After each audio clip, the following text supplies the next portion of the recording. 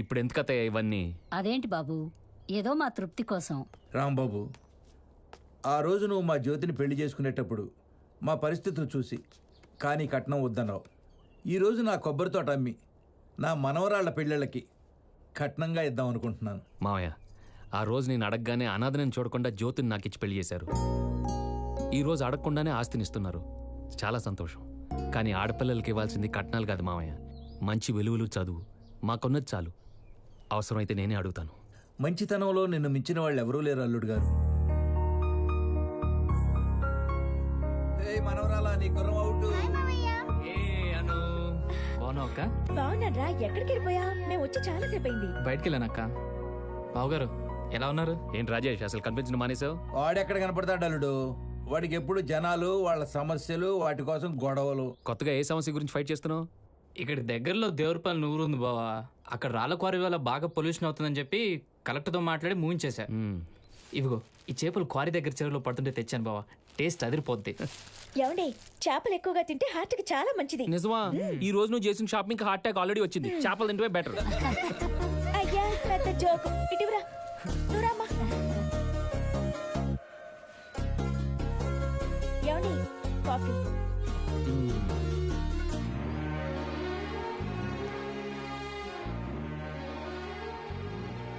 ఏమండి, మిమ్మల్ని ఒకటి అడగాలి. ఏంటది?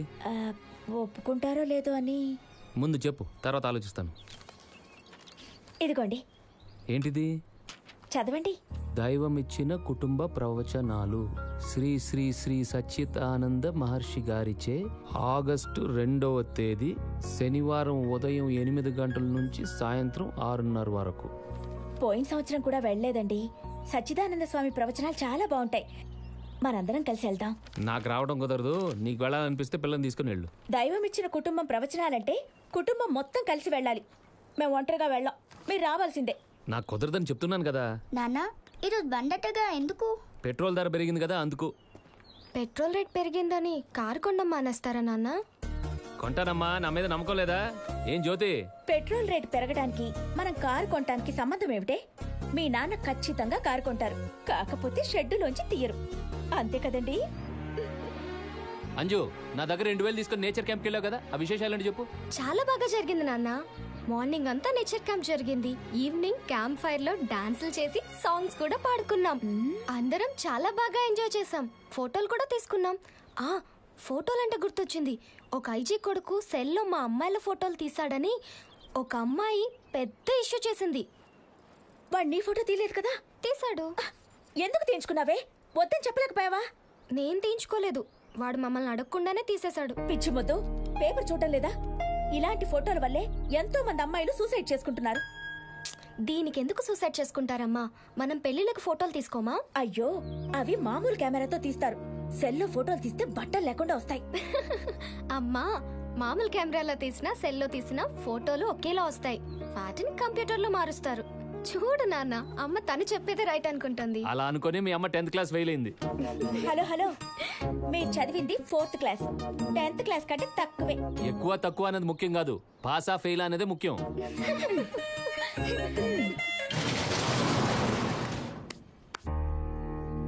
సిమెంట్ మొత్తం లేచి వచ్చింది. ఇన్నాళ్ళు ఎందుకు ఇలా వదిలేసావు రాంబాబు? మా ఊళ్ళో సరైన పనులు దొరకరండి. మీరు కొంచెం హెల్ప్ చేస్తే బాగు చేయించి అద్దెకిద్దాం అనుకుంటున్నాను. స్టేషన్ లో ఫ్లోరింగ్ పని జరుగుతుంది. ఎస్ఐ రూమ్ ఒకటి మిగిలింది. సోమవారం పని అవగానే నీ పని చేయించేస్తా. సరే. రాంబాబు, నేను ఉంటాను. సైడ్ దగ్గరికి ఉన్నా, నేను కూడా వచ్చేస్తాను. కాంట్రాక్టర్ గారు, మీకు నేను ఎంత అప్పున్నానండి? అదే, మీ దగ్గర నేను చాలాసార్లు డబ్బులు తిన్నానంట కదా, అదెంతో తెలుసుకొని తిరిగిచ్చేద్దామని వచ్చా. ఏంటి కొత్తగా వింటున్నట్టు పోజు పెట్టావు? ఇవన్నీ నీ చేత ఎవడు చేస్తున్నాడో నాకు తెలుసు. ఎస్ఐ కంప్లైంట్ ఇస్తే భయపడిపోతారనుకున్నావా? నువ్విచ్చిన తొక్కలో అమౌంట్లో ఆయన గారి షేర్ కూడా ఉంది. మర్యాదగా చెప్తున్నా, ఇంకోసారి ఎస్ఐకి కంప్లైంట్ ఇచ్చావనుకో, నీ బిల్డింగ్ పనికి బొక్కడిపోద్ది. జాగ్రత్త. ఇదిగో వీరభద్రం, ఎస్ఐ గారి గురించి మాకు బాగా తెలుసు. నువ్వు చేసే చీప్ పనులకి ఆయన సపోర్ట్ చేస్తాడంటే మేమేం నమ్మం. మధ్యలో నీకేంట్రా దురద? బాగా కనిపెట్టావు. ఈ మధ్య నాకు బాగా ఎక్కువైంది. దా గోకో.